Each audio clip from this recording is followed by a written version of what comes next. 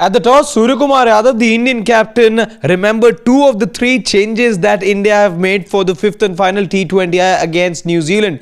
He went ahead and named two people, but the third name he forgot. He named Ishan Kishan. He also went ahead and named Varun Chakravarti. Varun Chakravarti, in fact, is the name he forgot. He went ahead and first named Ishan Kishan, then he named the other inclusion in the squad, and later on, just when he realized that things are going out of hand, people are anxious, he goes ahead and say, okay, maybe I forgotten the third name, but let me tell you, that third name is that of Sanju Samson. Sanju Samson, he says, may have forgotten who that third player is. In fact, it was Akshar Patel that he named. So he said that Akshar and Ishan are there. He forgot the third name, but he said, don't worry, it's Trivandrum and Sanju Samson is playing. Pretty much the little confusion that I had right now as well, recalling names. I don't have a team sheet as Sanju Samson does. But nonetheless, India won the toss and have decided to go ahead and have a bat first just to challenge themselves. That is what Suryakumar Yadav said at the toss. What is that 11 going to look like? You must have made that 11 in your mind already. But nonetheless, let's take you through what that 11 is like. After which, I will tell you what is it that India hold in terms of its record at the Greenfield International Stadium in Thiruvananthapuram. A lot of excitement over there because they are excited about the man that you see right here at number 1, Sanju Samson. Plenty of question marks, only 40 runs for him in the series so far. However, India by now, if you look at this 11, this looks like the kind of 11 that India would be wanting come the World Cup, come the start of the World Cup. Yes, of course, you could have questions over Ishan Kishan, whether he plays over here at number 3 or at number 1, because Tilak Verma, we've already done that update as well. Tilak Verma has regained fitness. He will be joining the Indian team on the 3rd. So possibly you could look at maximum of 2 changes to this 11 that you see, if you ask me. But perhaps one for sure, that is Tilak Verma will be slotted in at number 3, and you don't know how Sanju Samson fares or what is it that fate has in store for the local boy of today's match. But rest of the 11, let me just run you through it.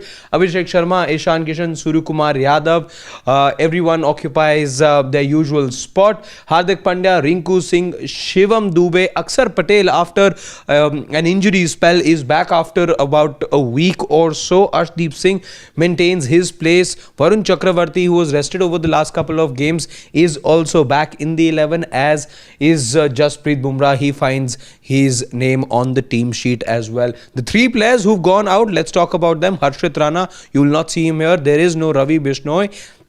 And the third name that you see missing from here is Kuldeep Yadav. Those are the 3 names that India have sacrificed for this particular match. But what is it that the record holds at this particular venue? Just the 1 loss for India of the 4 matches. However, what this number will not tell you is that of those 3 wins, 2 have come against Australia and South Africa, which were also the last 2 matches that India played at this particular venue. They have happy memories of playing here, especially over the last 2 matches, because both ended up being comfortable victories against Australia. I think they scored in excess of 200 runs.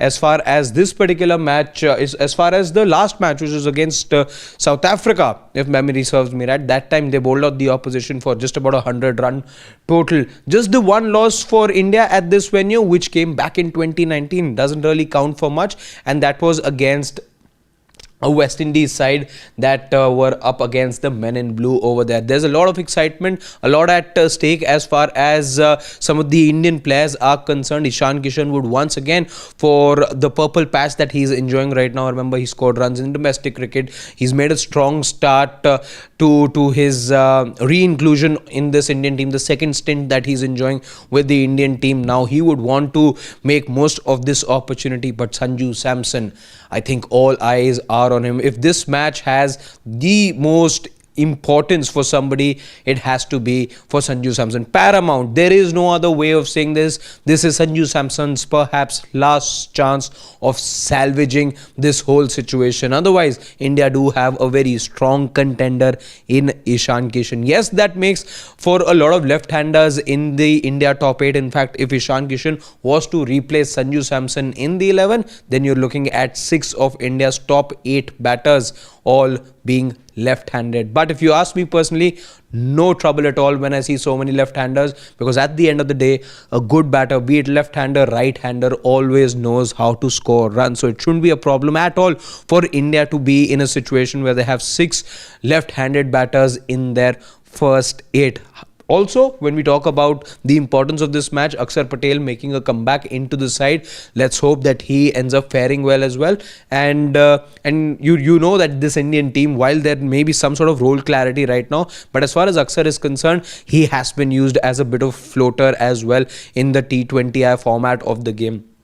The final of the 2024 World Cup, you will remember very well how he was promoted up the order. He gave Virat Kohli the cushion to be able to take things deep and then come up with the onslaught. However, a crucial game for him as well. Let's see how Akshar Patel goes ahead and performs. Otherwise, what am I looking at? Varun Chakravarti, he's been amongst the wickets. So has been the two pacers in Arshdeep Singh and Jasprit Bumrah. Let's hope it's business as usual for the two of them.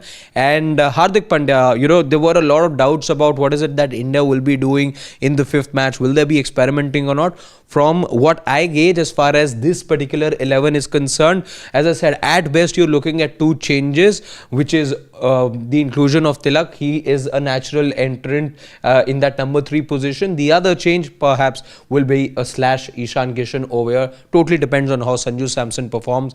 But when I look at this 11, it tells me that you will see a Shivam Dube bowl today. You will see a Hardik Pandya bowl today. India wanted to try out a few things in the previous match, which is why you didn't see a single ball be bowled by Shivam Dube and Hardik Pandya. But I can tell you that will not be the case. This is what India want. India will not be having a Harshit Rana come into bat at number 8, as was the case in the previous match. You had 2 spinners over there. In fact, number 7 is when Harshit Rana came in the last time. But this time, though, you look at that, you have batting depth till number 8. This is what India's mantra will be come the T20 World Cup. The last match for India, of course, they play a warm-up game against South Africa on the 4th. But this one, if you talk about dress rehearsal, this is what it is for the Indian team. We'll bring you live updates from this match. At the halfway stage, we'll join you. And of course, the longer conversation will happen once the match ends, where we'll dissect both the innings brick by brick. So for now, I'll take your leave. Don't forget to subscribe to Sports Today. And thank you once again for giving us your time.